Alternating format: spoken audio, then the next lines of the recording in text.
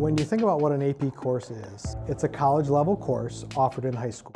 AP students, when they get to college, they are more likely to graduate on time. The credit they may have earned from passing an AP exam while they're in high school is going to save them money relative to their peers in college. And so, metaphorically, looked at ourselves in the mirror as a school and as a district, we recognized that the students in our AP classes didn't really match the demographics of our school. And so, why was that? Some barriers to getting in AP classes. In humanities or a literature class, you might have to write an essay to get in, and then the teacher would grade that, or you'd have to do summer work. Really, we took away the prerequisites. I think the fear was if you opened up the doors and you allowed kids in, they weren't going to be as successful. People said, you really going to do that in District 218? Yes, we are. At the end of the day, it's about making a difference in kids' lives. What better way to do that than challenge them through AP classes?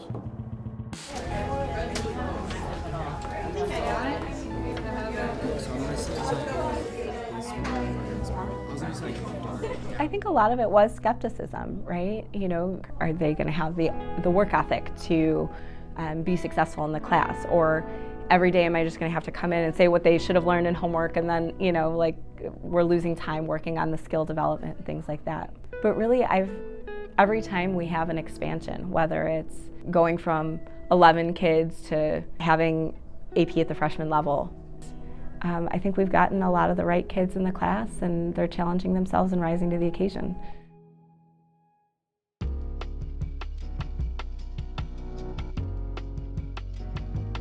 So I think one of the things that makes it an AP class is definitely the scope. Looking at all that my students are covering now, just in like small bursts, are things that I did over the course of 3.5 years as a university student. We're reading original Supreme Court documents from the 1800s, really in-depth theory about negritude or all of these other different Black Power movements, because as awesome as it is talking about African American history, there's also those low points that you also have to address. So being able to emotionally handle that too is something that I think adds another level to it. It takes a level of emotional maturity that you have to have too.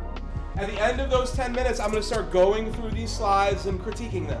You want to try to pick your best question, type it in there, word it the best that you possibly can. The level to which they have to engage with academic research is probably the primary thing. I mean, for most of these students, I think normally, they're sort of spoon-fed a perspective, or they're only given one particular outlook on an issue. And this, they have to sort of juggle a lot of different perspectives on an issue. I mean, these scholarly journals are not written for them. They're written for experts in their field. They're written for academics who are studying at a high level. I try to get them to just understand how to use their resources, how to approach like intimidating texts, and just make it more manageable.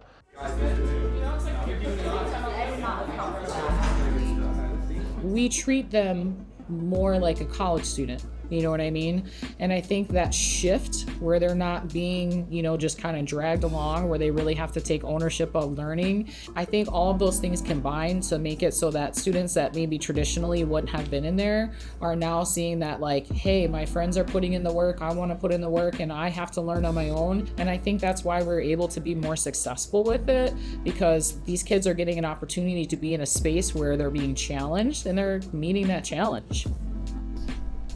I would say it's my hardest class. It definitely, it's manageable, like with the help of my peers and stuff, I get my work done, but it definitely is my hardest class, I would say that. It's really hard to explain when so today we were doing an egg drop. Like, if you mess up with one single thing, like everything falls. You have to take everything like consideration, air resistance, friction, everything. And I think the reason why I'm having like more of a hard time than others is because this is my first AP that I've ever took in my life. Usually when I'm in a regular class, they give us a lot of time to just adjust with the material and do a lot of practice. This is like the opposite. I know the class is hard, so one of my main goals is to really balance it with like fun and challenge to get the kids to like push their limits a little bit. I don't want anyone to shut down. I want them to know that like they can count on me for support. I think that's probably the most important thing that you do, to know that like I care about them and I care about their success. And then I find that my students are a lot more willing to step up to the challenge. Her teaching style, she believes in you, so she'll teach you something, and you know, if you don't understand it, of course she'll help you, but it's like she knows that deep down we know. She's really like, you could do it. Like, it's really just, I feel like the class, a lot of people may overthink and be like, oh, you might, like, it's just really about overthinking, but honestly, like, she believes in us, she believes that we could do it. So in there, the way that it is, I mean, you've got that cushion part, Yeah. but it's gonna fall like a rock. So with the materials we have left, can you add anything to it to help it slow down as it falls? Okay, I'll check then. I couldn't test it at home because I had no eggs and I was like freaking out. I was just like in panic mode. So I went to the materials, got all the materials that I possibly needed. I asked Cody how to do the actual parachute because I didn't know how to do it. Then he had to leave, do his thing. I'm like, Cody, you can't leave me. I end up figuring it out. However, since I was in a time crunch, everyone's like, Mo, everyone finish, you have to go before the period ends. I'm like, oh my God. All right, so on our way out, ladies and gentlemen, I need your grade sheets. That's kind of your ticket. We're gonna go out and we're gonna start testing. We only had to use like 6 sheets of paper, like 4 rubber bands.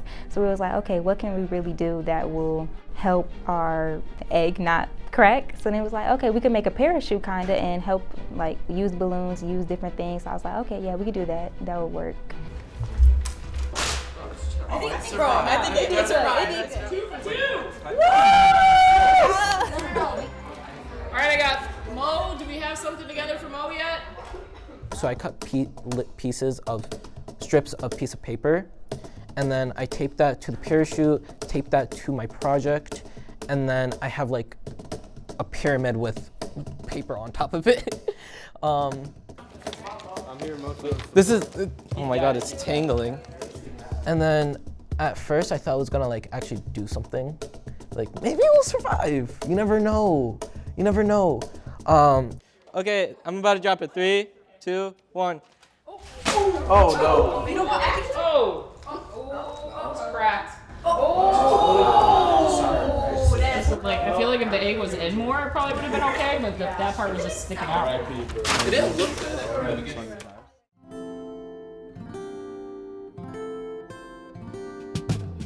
A lot of people like say failure is like something to like be sad about. I wouldn't say that. I feel like learning is the most important thing about this. If you don't learn, what's the point? You eat, you sleep, you make mistakes. You're not perfect, you're not a robot. Of course you're not gonna be able to make something so perfect in the first try. So that's why next year I'm taking multiple APs, and hopefully next year I'll be able to understand how to handle the material going forward. Because if you don't take risk, then you're just gonna regret it later on in the future. We began tracking the data in 2009. There were 398 AP students across the district. Our last year, our enrollment, we had more than 1,200 AP students that accounted for more than 2,400 exams. And thankfully, that recognition came this fall.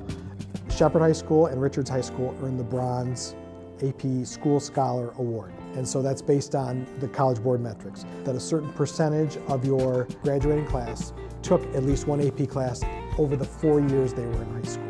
The second metric is the college credit metric, and that's based on the number of AP exams that were passed. The final metric is called college optimization, and that's based on the notion that a student takes 5 or more AP classes over the course of their 4 years, but they have to start taking those AP courses either their freshman or sophomore year.